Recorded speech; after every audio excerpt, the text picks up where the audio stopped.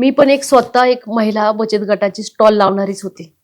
मी जिथे पवनाथडी, भीमथडी असेल त्या ठिकाणी मी स्टॉल लावायला जायचे. आता माझ्या परिसरातील बचत गटांना, महिलांना स्टॉल लावण्यासाठी पवनाथडी असेल, भीमथडी असेल आणि महालक्ष्मी सरस.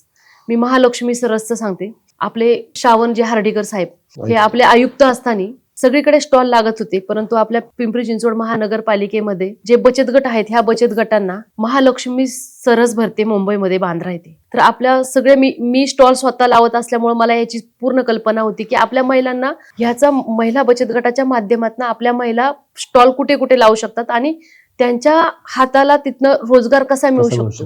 तर आपले हर्डीकर साहेब होते. हर्डीकर साहेबांना आम्ही सांगितलं की साहेब महालक्ष्मी सरस म्हणून भरते, परंतु तिथं ग्रामीण भागातल्याच महिलांना संधी मिळते, परंतु आपल्या महिला बचत गटांना पिंपरी चिंचवड शहरातल्या महिलांना मिळत नाही. हर्डीकर साहेबांनी त्यावेळेस पिंपरी चिंचवड महानगरपालिकेतल्या महिला बचत गटांना पहिल्यांदा 2018 मध्ये आपले 5 स्टॉल हे बांद्रा येथील महालक्ष्मी सरस येथे लागले होते आणि त्याचा एक आदर्श घेऊन जे पवनाथडी भरती, महालक्ष्मी सरस नंतर पवनाथडी भरती, भीमथडी भरती, इंद्रायणी थडी भरती ह्या ठिकाणी आपल्या महिलांना जास्तीत जास्त स्टॉल कसे लागतील ह्यासाठी मी नेहमी प्रयत्न करत गेले आणि सगळ्यात जास्त महिला सहभागी पिंपळे गुरव प्रभाग क्रमांक 29 मधील कशा होतील, कारण की माझे बचत गट जास्त असल्यामुळं माझे सगळ्यात जास्तीत जास्त स्टॉल कसे लागतील ह्यासाठी मी नेहमी माझ्या महिला बचत गटांना प्रोत्साहन देत गेले.